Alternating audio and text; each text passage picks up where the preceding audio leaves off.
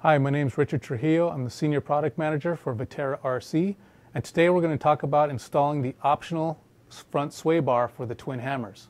The part number is VTR 334000. Now, the twin hammers out of the box is set up pretty soft. We've designed it so that it can rock crawl and articulate really well over obstacles, rocks, wherever you might be. However, if you decide that you want to start going a little bit faster and getting quicker from rock pile to rock pile, you're going to notice that you might need to run a little bit stiffer front end.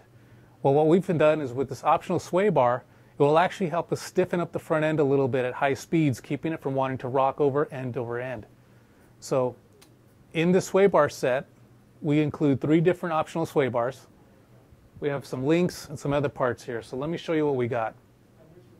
We have 3 sway bars here to choose from.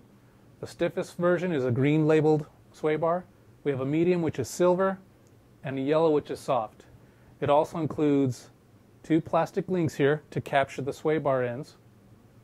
These 2 smaller plastic pieces here with the 3 holes, those will be used to capture the sway bar to the actual front bulkhead of the twin hammers. Also included are aluminum pivot balls. These will go on the end of your sway bar. And then we have these steel pivot balls that will be screwed into the back side of the suspension arm. We have these 4 cap head screws that will be used to secure these links to the chassis. And then we have 4 set screws. 2 are going to be used in the ball stud to secure it to the sway bar. The other 2 are going to be used in the plastic parts that hold it to the bulkhead. That will allow you to take up some of the slack from either the thicker stiff bar, or the soft, thinner bar. It'll get rid of that slop. You're going to always want to make sure too that you set it so it's free. You're just going to want to snug it down a little bit. But that's what those 4, when you check out and see these 4 set screws in here. So now let's move on to actually installing it. To make it easier for you to see the install, we've actually taken the front clip off of one of our twin hammers. You don't need to do this when you're actually doing it, installing it to your vehicle, but we've done it just simply to make it a little easier for you to see.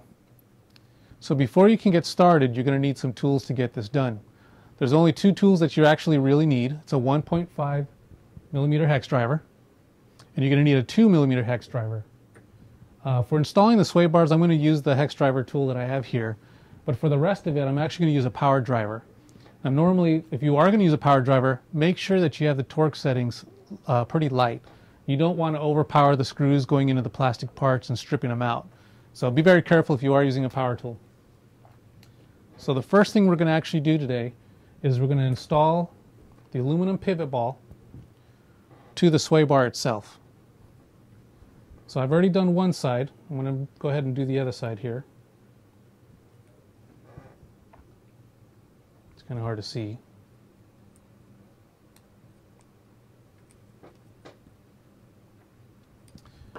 And ideally, you'd like to have it so that the end of the sway bar is flush with the top of the ball stud.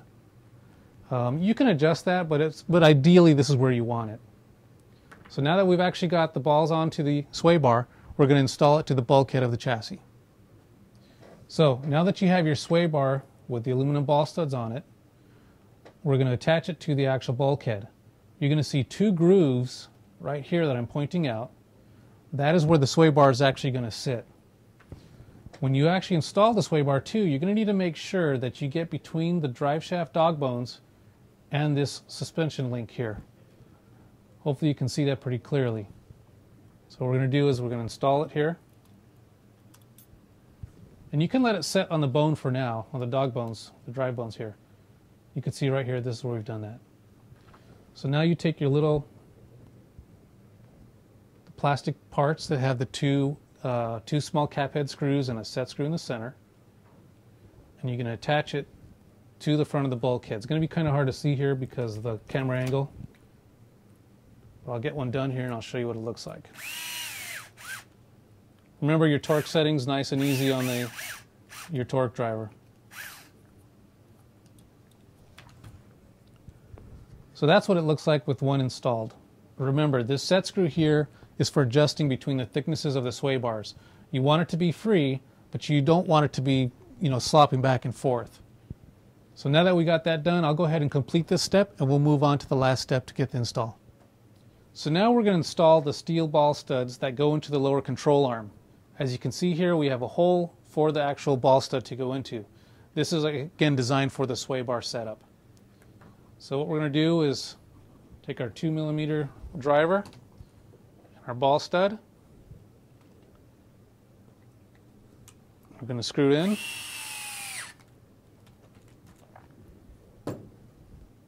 And as you can see, the ball stud is now in there. Now you're going to take your link, this captured link here, and you're going to snap it onto the sway bar. Sorry, I'm trying to do this.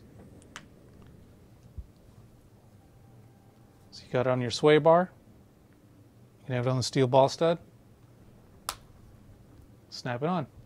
Now, I've already done the other side prior to this, so you can see what it looks like. But that's it, completed. So again, you can choose between the 3 different bars that we have to choose from. Start off with the soft one, see how it feels on your whatever surface you're running on, however you're rock crawling, whatever you might be doing.